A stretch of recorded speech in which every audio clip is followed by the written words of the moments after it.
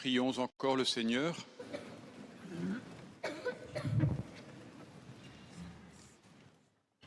Nous avons été fortifiés par le sacrement de notre rédemption et nous t'en prions, Seigneur, que cette nourriture pour le salut éternel nous fasse progresser dans la foi véritable par le Christ notre Seigneur.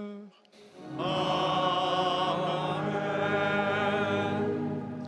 Frères et sœurs, tournons-nous ensemble vers la Vierge Marie, la mère de l'Église et notre mère. Prions-la pour notre diocèse et pour nous-mêmes en la chantant.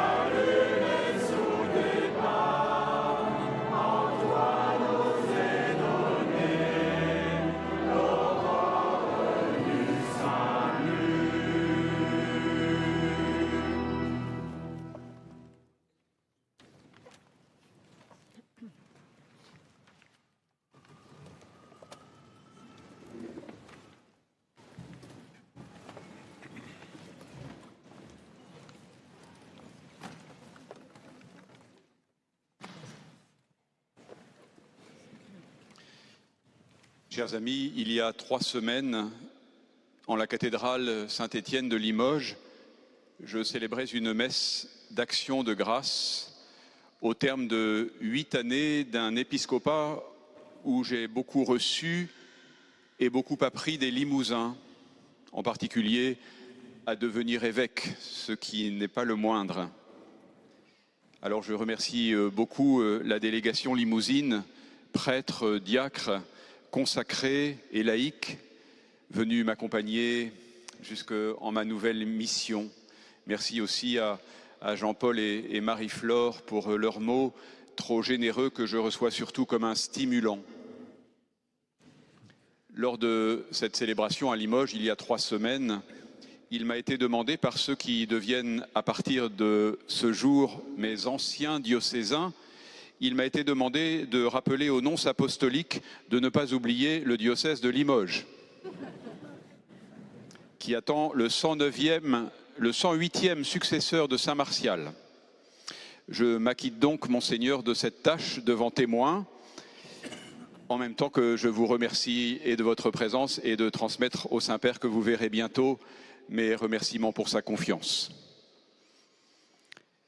Voici donc que, fort de cette expérience limousine, j'arrive devant vous, chers diocésains de La Rochelle, comme votre pasteur. Passer ainsi d'une église à une autre nécessite un certain travail intérieur. À Limoges, il y a 8 ans, lors de mon ordination épiscopale, m'a été remis cet anneau que je porte au doigt, qui symbolise l'alliance de l'évêque, puisqu'il agit au nom du Christ, époux de l'Église.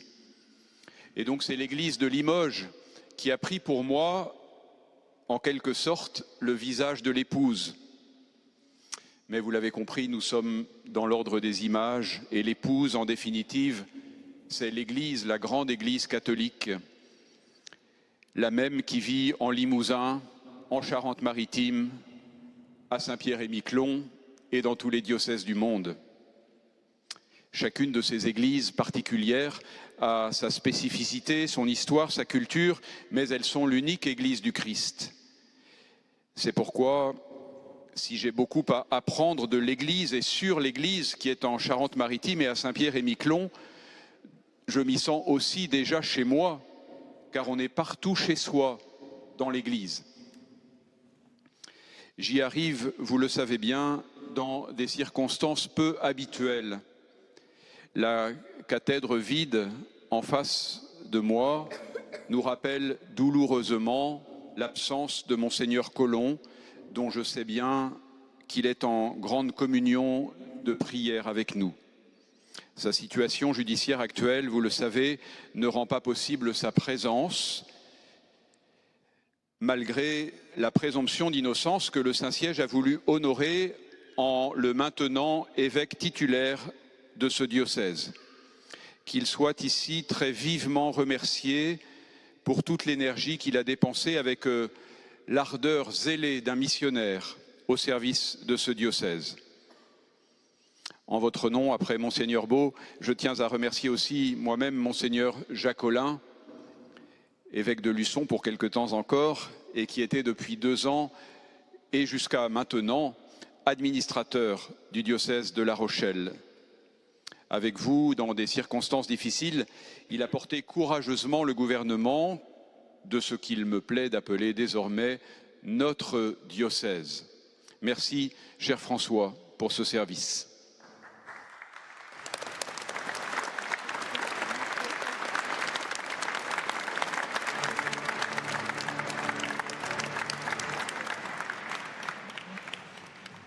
Je suis donc désormais votre évêque coadjuteur, c'est-à-dire destiné à succéder à Monseigneur Collomb. Cependant, Monseigneur Beau l'a rappelé tout à l'heure, le plein gouvernement du diocèse m'est dès maintenant confié par le Saint-Père à cause du retrait qui s'impose à Monseigneur Collomb.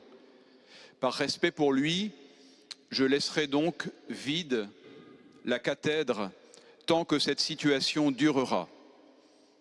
Mais ne vous inquiétez pas, dès demain, je me mets au travail et je suis impatient de vous rencontrer et de continuer avec vous la mission. Je salue et remercie beaucoup les prêtres, les diacres et tous les consacrés engagés dans la mission, dans le service multiforme de l'Église en Charente-Maritime et à Saint-Pierre-et-Miquelon. Je remercie aussi les proches collaborateurs de l'évêque, de l'administrateur, les membres du conseil épiscopal.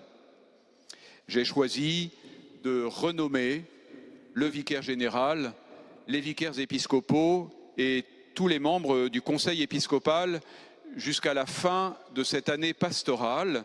Et je les remercie d'accepter, comme je les remercie chacun, d'accepter cette mission et je les remercie chacun pour son dévouement durant la période difficile que le diocèse a eu à traverser. J'ai fait le choix de résider à La Rochelle, au milieu des étudiants, ce qui me rajeunira. Mais j'ai bien compris qu'il me faudra être régulièrement à Saintes, où se situe la maison diocésaine, les services diocésains.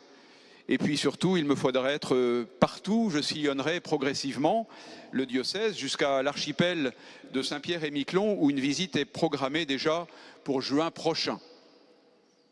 Je rencontrerai d'abord les prêtres aînés et les salariés de la maison diocésaine, et puis je me rendrai chez chacun des prêtres du diocèse que j'aurai plaisir à rencontrer un peu longuement. Et puis les prochains week-ends, après l'assemblée plénière des évêques à Lourdes, je célébrerai la messe dominicale dans chacun des doyennés du diocèse pour un premier temps de rencontre. J'essaierai également, autant que mon emploi du temps le permettra, d'être le plus disponible possible pour les diverses sollicitations en fonction de la hiérarchie des urgences. Alors, de manière pratique, je vous remercie de vous adresser à François Naudot, mon assistant, pour toutes les demandes de rendez-vous. Je n'arrive avec aucun autre programme, l'Évangile le rappelait, ou la lecture de Saint Paul, avec aucun autre programme que le désir d'annoncer avec vous l'Évangile de Jésus-Christ Sauveur, selon les inépuisables modalités possibles de cette annonce, avec peut-être deux convictions ou deux points que je voudrais souligner comme davantage urgents à mes yeux. D'abord, la conviction que l'activité missionnaire, parce qu'elle n'est pas une propagande, n'est possible qu'en donnant le primat à l'accueil de la grâce et donc à la prière et à la vie sacramentelle. La première lecture de ce jour le marquait suffisamment. Sans la prière, nous ne pouvons rien. L'annonce du Christ n'est crédible et recevable que si c'est la charité du Christ qui nous presse et rien d'autre, surtout pas le désir de conquête ou de gloire ou de je ne sais quelle revanche. Nos motifs sont toujours à purifier et cela s'opère dans la prière, dans la vie sacramentelle, dans l'amitié avec le Christ. La deuxième conviction, c'est que si l'annonce du Christ est vraiment destinée à tous sans exception, j'aimerais que nous soyons spécialement attentifs à deux publics privilégiés. D'abord, les pauvres, les personnes fragiles, vulnérables, qui sont l'objet, nous le savons, d'une option préférentielle de l'Église à cause de l'Évangile. Et aussi un autre public qu'il nous faut servir avec une grande urgence, ce sont les jeunes générations qui ont tant besoin d'une boussole pour leur vie, d'un roc sur quoi la fonder et auprès de qui il nous faut faire résonner le bel appel de Dieu à la sainteté. Je souhaite par ailleurs vivre cette mission qui m'est confiée en collaborant autant qu'il sera possible avec tous les partenaires de la société civile, dans le respect d'une laïcité bien comprise, au service de l'harmonie et de la paix, comme le rappelait tout à l'heure Monseigneur Beau. Je remercie beaucoup les autorités civiles et militaires, les élus, de leur présence en cette cathédrale aujourd'hui. Elle témoigne, chers amis, de votre estime pour ce que l'Église catholique représente dans la cité des hommes, que nous servons chacun à notre place et à notre manière. Je serai heureux de faire votre connaissance dès qu'il sera possible. Et puis je voudrais remercier aussi très chaleureusement pour leur présence les représentants des autres confessions chrétiennes et des autres religions que j'aimerais aussi apprendre à connaître mieux, fort du souvenir de la très bonne collaboration qu'il m'a été donné de vivre à Limoges. Avant de vous bénir, je tiens enfin à remercier aussi très vivement ma chère famille et mes amis fidèles présents en ce jour ou unis par la prière parce qu'ils n'ont pas pu venir et qui m'accompagnent comme un précieux soutien. Je salue bien sûr très cordialement mes frères évêques. Je remercie beaucoup Monseigneur Beau d'avoir présidé au début cette célébration et les autres frères évêques, spécialement Monseigneur Housset, un de mes prédécesseurs, ici, un des prédécesseurs dans le siège de La Rochelle, et tous les autres venus par sympathie ou par proximité, ou les deux. Merci beaucoup. Et puis je voudrais saluer le Père Christophe Lesourd, secrétaire général de la Conférence des évêques de France, et le Père Jean-Philippe Morin qui l'accompagne, secrétaire général adjoint. Merci de votre présence et de cette bonne collaboration avec la conférence, les services de la Conférence des évêques. Et puis enfin, je voudrais saluer le Père Philippe Parent, qui est le recteur du séminaire Saint-Cyprien de Toulouse. J'espère, cher Père, que nous aurons beaucoup à collaborer ensemble, parce que beaucoup de jeunes de La Rochelle frapperont pour entrer au séminaire. Enfin, je dis toute ma gratitude à la magnifique équipe qui a pris en charge la préparation et la réalisation de cette journée, de cette messe spécialement tous ceux qui, visibles et invisibles, ont permis que notre célébration eucharistique soit belle et priante. Et j'associe à tout cela aussi les responsables de RCF et de KTO qui permettent que cette célébration soit diffusée plus loin pour ceux qui n'ont pas pu nous rejoindre. Et peut-être que parmi eux, nous regardent quelques-uns que j'ai croisés en entrant et qui étaient tout dépités parce que les portes de la cathédrale étaient fermées. Elles ne pouvaient pas contenir plus de monde. Vous direz à monsieur le préfet, monsieur le sous-préfet que nous faisons très attention aux consignes de sécurité. Mais c'est au détriment de quelques-uns qui n'ont pas pu entrer. J'en suis tout désolé pour eux. En tout cas, nous sommes unis par la communion de la prière. Je laisse la parole au Père Chasseriot un instant.